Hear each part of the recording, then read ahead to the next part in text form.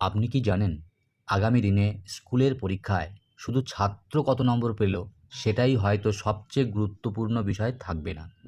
একজন ছাত্র কি জানে, সেই জ্ঞান কতটা কাজে লাগাতে পারে, কিভাবে চিন্তা করে, সমস্যা সমাধান করতে পারে কি না এবং তার সামগ্রিক বিকাশ কতটা হচ্ছে, এসব বিষয়েও মূল্যায়নের গুরুত্বপূর্ণ অংশ হয়ে উঠতে চলেছে। আর এই পরিবর্তনের পিছনে যে গুরুত্বপূর্ণ উদ্যোগটি রয়েছে তার নাম পরখ। এবার চলে আসি যে পরখ কী।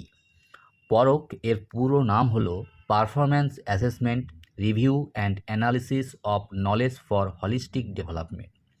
সহজ ভাষায় বললে এটি হলো শিক্ষার্থীদের মূল্যায়ন ব্যবস্থাকে আরও দক্ষতাভিত্তিক, বাস্তবমুখী এবং সামগ্রিক করার একটা জাতীয় উদ্যোগ। পরখ ২০২৩ সালে এনসিইআরটির অধীনে ন্যাশনাল অ্যাসেসমেন্ট সেন্টার হিসাবে গঠিত হয় এবং এনইপি 2020 এর মূল্যায়ন সংক্রান্ত লক্ষ্য বাস্তবায়নে কাজ করছে। এবার আমরা জানব যে পরখের গুরুত্বটা কোথায়।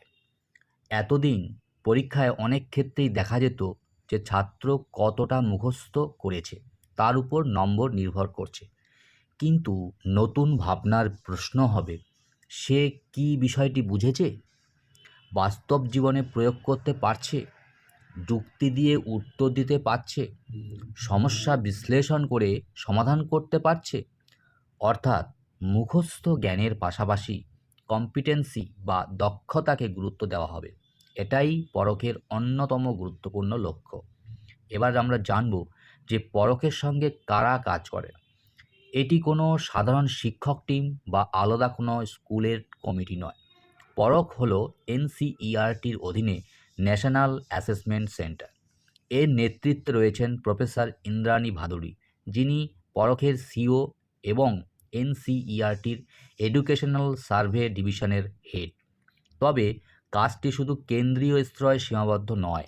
প্রয়োজন অনুযায়ী রাজ্য, জেলা, এসসিইআরটি, ডায়েট, স্কুলের প্রধান এবং শিক্ষকদের নিয়ে প্রশিক্ষণ ও সক্ষমতা বৃদ্ধির একটা ধারাবাহিক ব্যবস্থা তৈরি করা হচ্ছে। পশ্চিমবঙ্গ এই প্রক্রিয়ার সঙ্গে যুক্ত রয়েছে এবং পরখের বিভিন্ন কর্মশালা ও টিচার অ্যাসেসমেন্ট সংক্রান্ত উদ্যোগে অংশ নেওয়া হয়েছে। তাহলে শিক্ষকদের কি শেখানো হবে? এখানেই বিষয়টি সবচেয়ে গুরুত্বপূর্ণ। শিক্ষকদের শুধু নতুন প্রশ্নপত্র দেখিয়ে দেওয়া হবে না, বরং শেখানো হবে প্রথমত কম্পিটেন্সি বেসড অ্যাসেসমেন্ট কীভাবে করতে হবে। দ্বিতীয়ত, এমন প্রশ্ন কিভাবে তৈরি করতে হবে যাতে ছাত্র শুধু মুখস্থ উত্তর না দিয়ে ভাবতে, যুক্তি দিতে, প্রয়োগ করতে এবং বিশ্লেষণ করতে বাধ্য হয়। তৃতীয়ত, কোশ্চেন পেপার ডিজাইন এবং আইটেম কনস্ট্রাকশন, অর্থাৎ ভালো মানের প্রশ্ন কিভাবে তৈরি করা যায় সে বিষয়ে প্রশিক্ষণ দেওয়া হবে। পরখের বিভিন্ন কর্মশালায় আইটেম ব্যাংক তৈরি এবং কোশ্চেন পেপার স্ট্যান্ডার্ডাইজেশন এর উপরও কাজ চলছে। চতুর্থত, অ্যাসেসমেন্ট রাব্রিক ব্যবহার করে কিভাবে ছাত্রের দক্ষতার স্তর নির্ধারণ করতে হবে সেটিও গুরুত্বপূর্ণ অংশ। পঞ্চমত, হোলিস্টিক প্রগ্রেস রিপোর্ট কার্ড বা এইচপিসি কিভাবে ব্যবহার করতে হবে সেটিও শেখানো হবে।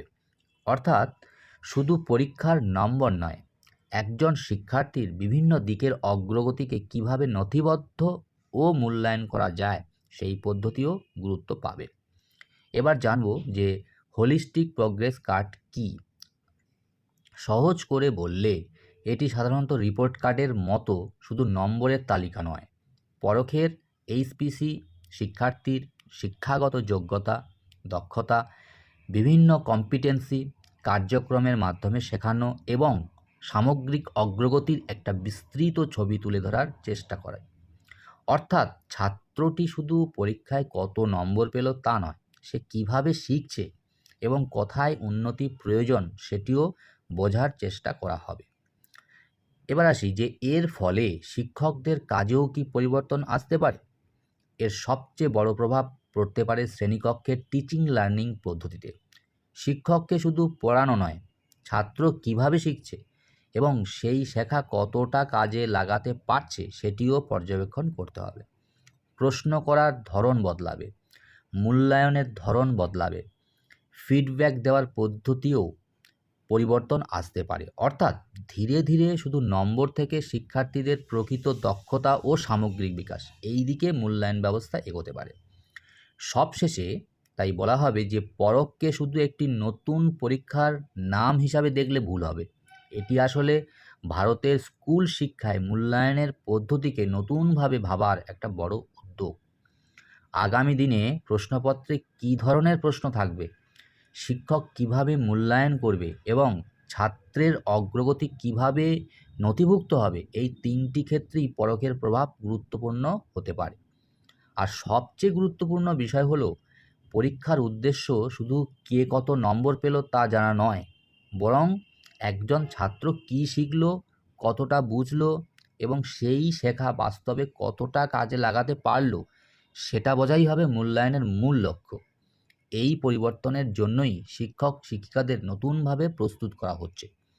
আপনারা কি মনে করেন যে এই নতুন মূল্যায়ন পদ্ধতি ছাত্রছাত্রী ও শিক্ষকদের জন্য কতটা কার্যকর হবে? কমেন্ট বক্সে অবশ্যই কমেন্ট করে জানাবেন।